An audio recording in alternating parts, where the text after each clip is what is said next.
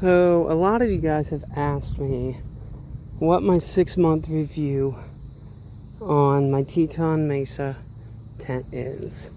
As you can tell right now, this porch is at an angle on purpose to allow water flow. With this tent normally straight up and down like it's supposed to, this piece is higher than the roof, which causes the water to puddle and will cause it to collapse. This tent is wonderful. One of the only things I really don't like is this part right down here, because as you can see, it holds a lot of water, and they should have manufactured this somehow a little bit different. The staining of this tent is crazy.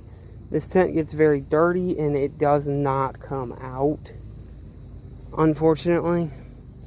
And if you notice, this is staked out completely and the back's off the ground. It is an annoying thing, and that top bar across the top, the third time I used it, it broke, and currently still is broke. And what I mean by broke is the bungee cord inside is no longer connected, so that it makes a major mess when putting it together, since it is not connected anymore. So I am camping currently, so what you see is my camping stuff throughout this tent, so don't worry. As you can see, it does let a lot of light in. Those are the hanging closets. There's actually 2 here. I do use them mostly to dry stuff. Most of the time those closets are used for drying purposes. I'll throw a bathing suit in the pockets and do it like that. Man, not shaving for a couple weeks, I look terrible. But there's one of the other things, and there's even more staining. As I said, the staining of this material stains worse than any I've ever dealt with. I don't think that's their fault. I don't know. I have been told that Scotch Guard can be used on these tents, but I have not.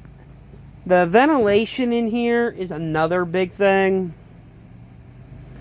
Don't get me wrong, I love this tent, but if I would have done more research when I bought this, I would not have gone with this brand at this time. The reason I say that at this time is once I put a Mark III Eco AC in here, it's going to probably be better than the Kodiak that I would have bought currently. Kodiak, where those triangles are windows on Kodiak, and that allows a ton of ventilation. What this tent does offer is, if you look at the top corner right there, that above that black thing, that little slit up there, those are upper vents. And I normally have computer fans in those, but right now it's less than 100 in here, so I don't have them. The big thing about this tent that I love the most is how giant these windows are. These are floor to ceiling windows. Like, if you want to see the outside world, there you go. It is massive, and they're on both sides. But the issue with it, that brings up a whole nother problem too, is when this thing behind us, if it rains, water comes in.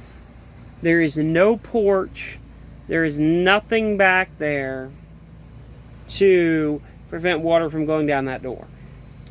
So what I did was I went to another company called Spring Bar, the original creators of this style of tent, and bought the Stormfly. It adds a 4-foot back porch and a 4-foot front porch if I want to roll the canvas up in the front. So what it allows me to do is keep this open as it is and the front door. I don't have it on this tent at this time because it was so difficult to put on at my last site, and it's not difficult. It's user operator error is what it amounts to. Is I need to learn how to do it, and I haven't been able to. But the site I'm in right now, I don't have to worry about people behind me, so I can leave this back window open during the day like I have it right now. I don't have to worry about anybody coming to say hi or anything. But that is my review. I'm going to let you guys go.